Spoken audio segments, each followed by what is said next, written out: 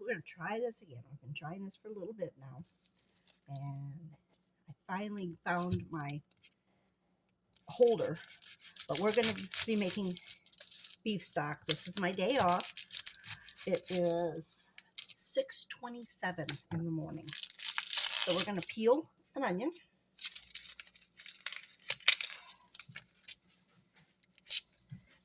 We have about the equivalent of another half of a small onion in here already in our pot because we had some leftover onion from a meal that we had the other day.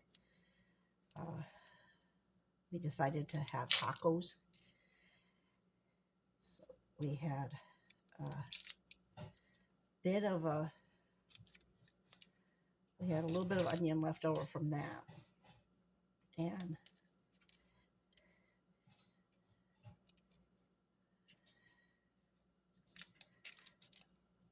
we're going to take this onion and we're going to peel it. I'm trying to get it to peel. And I'm going to have to do this the old-fashioned way. You put a little cut in it and you take that first layer off. That gets your peeling off too. And this is an old cook's trick. There's a little bit of, I don't know if you can see this on the video. Let me see if I can get it so you can see that. But there's a little bit of a funniness on there. So we're going to cut that off just because I like my onions to kind of look. But we're going to take this and we're going to cut it into fours. You don't need this to be in small anything. When you're doing beef stock, you don't need anything to be actually small. So we quartered it. We're going to stick it in our pot. And I have a 3-gallon stock pot that I'm doing this in. Just because I have so much beef. And FYI, we've already done 6 gallons of this. So this is actually going to be my my 7 to 9 gallons. I'm going to take celery, or as my husband loves to call it, salary. So we're going to take celery and we're going to take it and we're going to cut the ends off.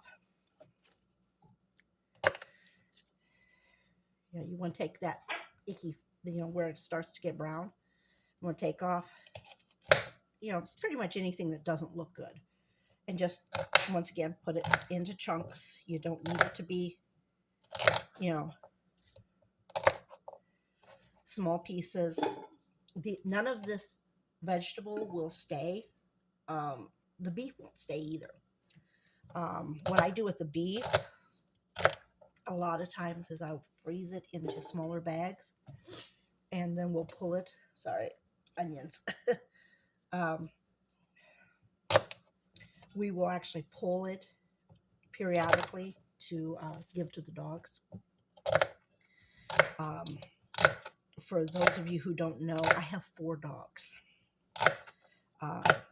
In this house, just, once again, FYI, we don't have any animals that don't have a reason to be here. They all have a job, which they love. They love having jobs. The only one that doesn't have a job is Thor. Thor is 10 weeks old. Thor will have a job. He's just not big enough yet to do his job. One second. Sorry, I dropped a piece of celery on my floor. In fact, he starts his training today.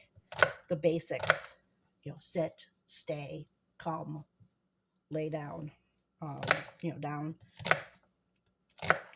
Just the basics so that he has recall.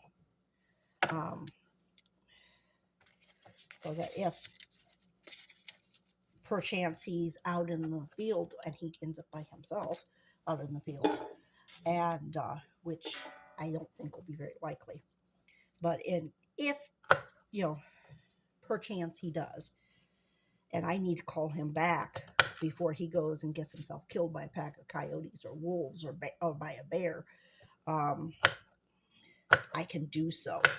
I have a couple of older dogs that we have rescued. Not so good with recall.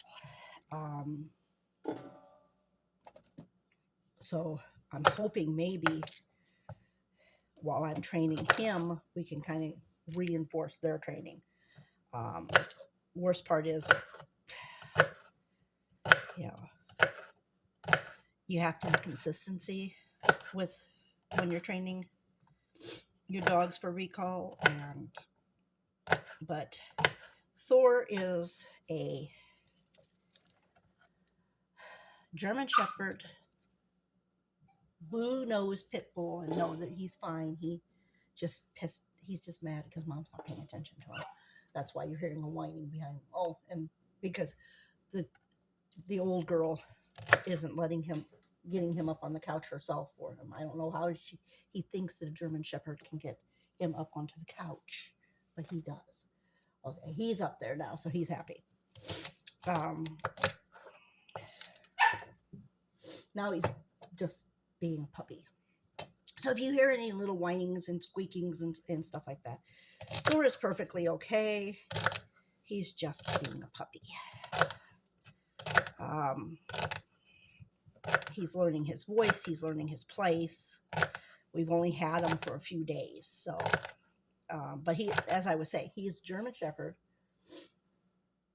blue-nosed pit, boxer, and Doberman Pinscher. So he's going to be a big boy, which is what we are definitely hoping for, because he's going to be my companion. When I go out to the goats and the pigs and the chickens and such to take care of them, I need, particularly being, where we live, I need a dog that will walk with me, and that a pack of wolves or a pack of coyotes will go, yeah, I don't think I'm going to mess with him. So having a big boy is a good idea. So now we're going to do carrots. Okay, and yes, these are all bought because we just moved into our homestead finally. Hallelujah.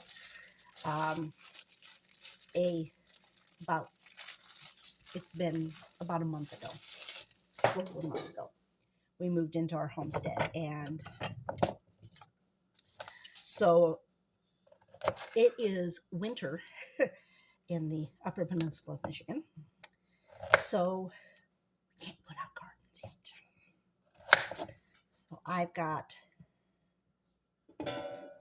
So I can't do my own gardens, and where we was in town, and I didn't have enough room to do a proper garden. Somewhere in my freezer is my one bag of carrots that I got last year in my little raised bed garden. So that's one of the things that we're doing this winter, is planting the gardens.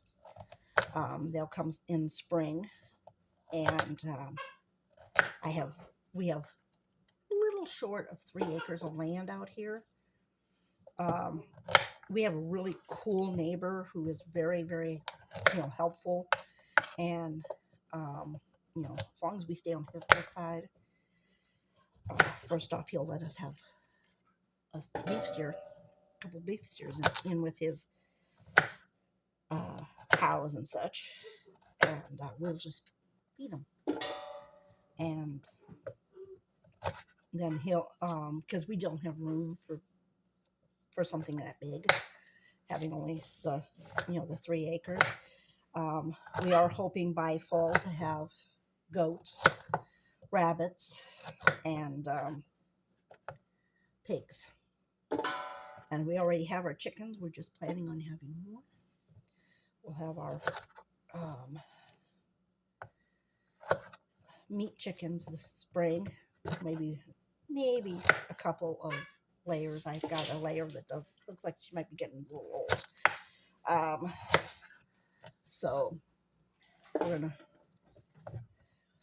But we definitely will be trying to get by next spring, by spring of 2025. We're hoping to have enough, um, to get a few more hens. We have a rooster, and one of these days I will take a picture and to post on the Facebook page and the YouTube of the rooster. His name is Fugly. For those of you who don't know what Fugly is, he is effing ugly. He is a turking, which means he has no feathers on his neck. And he kind of tried to be a little aggressive towards me once. That's all it takes, once. I looked him straight in the face and said, okay, if you want to live, then don't attack me. Because if you attack me or anybody else in this family, you will be my next batch of stock. Now we have mushrooms, by the way. These are just plain old white. I gotta look at them to see what they are exactly. Yeah, they're just plain old white mushrooms. Nothing fancy, nothing special. Just mushrooms. I probably am one of the few people who actually puts mushrooms on my stock, just because I like mushrooms. We are huge fans of mushrooms in this house. So once again, I'm only halving them. I am halving them because I want to release those flavors.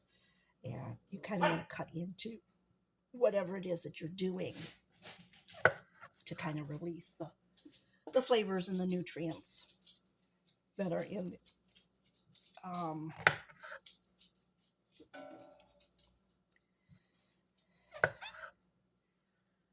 so I'm putting in, I don't want to put in the whole thing just because I think I'm going to end up putting it in the whole container of mushrooms just because I really like mushrooms. So far we have in our stock pot mushrooms, onions, celery, carrots. I'm going to have to go get my beef here pretty soon though. My beef is in the freezer, and so I haven't taken it out, and that's fine. You can do that with something like stock. You can take it frozen. It's best fresh. But you can freeze the meat and stick it, frozen in there because it's going to thaw as it's cooking anyway.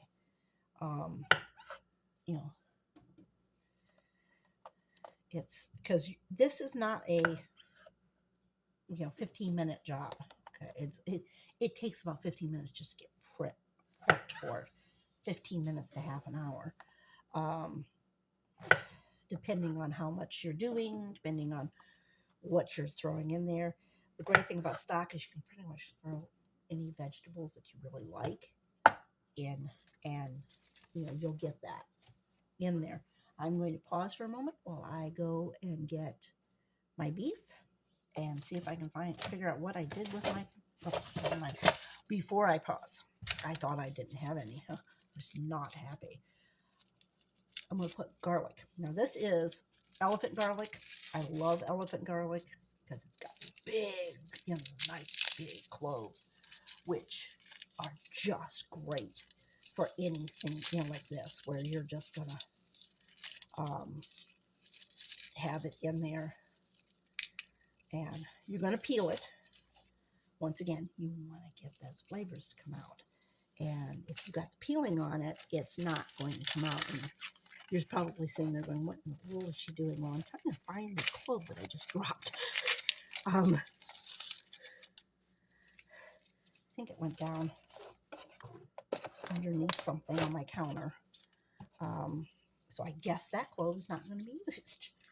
But you just cut off the ends. Okay. It's kind of you kind of realize immediately what you want to do, and then you're going to peel it. And garlic is really easy to peel most of the time. I mean, sometimes it won't be, but you want to cut off, you want to cut off these ends here, right there. Make sure those are off, and then just throw that whole clove in. So, gosh, sorry, that's Lacey. She barks at any noise that she hears. We are really working on that. That's another one of our things that we have to work on, is Miss Lacey and her anxiety. As I said, she's a rescue, and that sometimes rescues come with anxiety, and she comes with a lot of it. She actually was a nervous wreck as we were getting ready to move. So I kind of get the impression that she has probably been left behind a few times for moving. So now we're going to pause for a moment while we go get our beef for the beef stock, and we'll be right back. Here we go. So we have our big, it's actually only about a gallon left of meat. That's going to be our meat. And as I said, it's frozen, which is fine. Now this,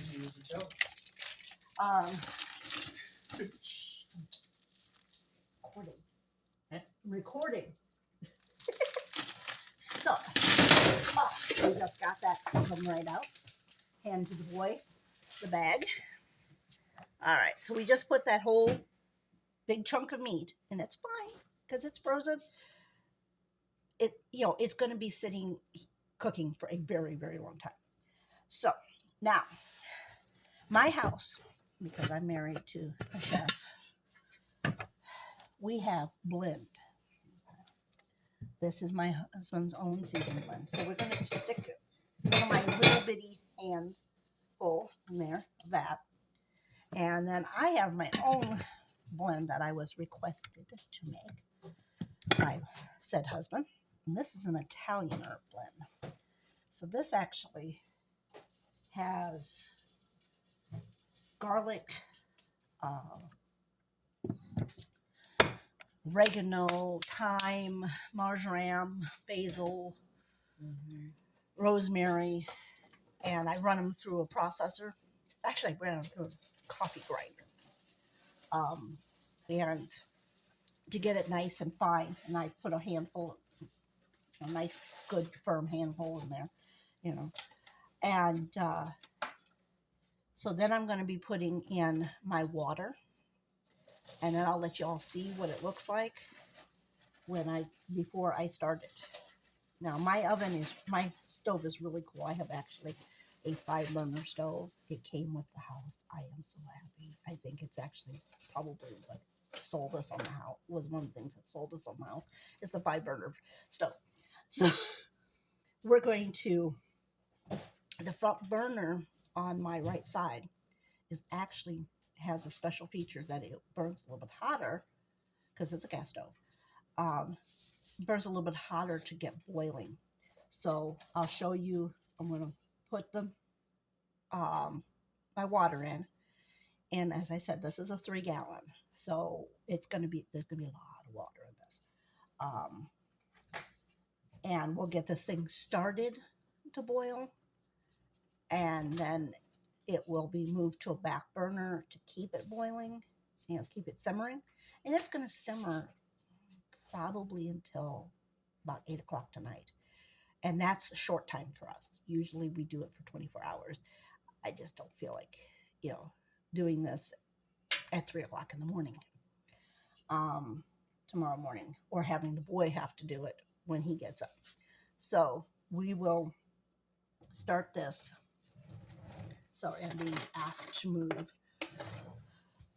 So I'm going to pause again, and then we'll come back after I get the water in there.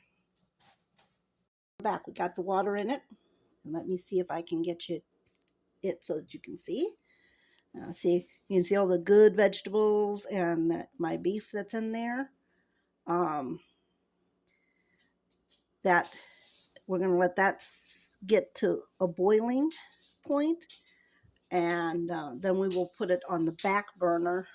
Forgive the dirt of my kitchen. It needs to be wiped down and everything. I work full time, so sometimes I don't get to stuff right away. But it'll be on that back burner, and it will sit there with a lid on it for the next about 16 hours. Yeah, stock is not something that you're going to do in 15 minutes and not, at least not get it good. So we'll be back when this is done.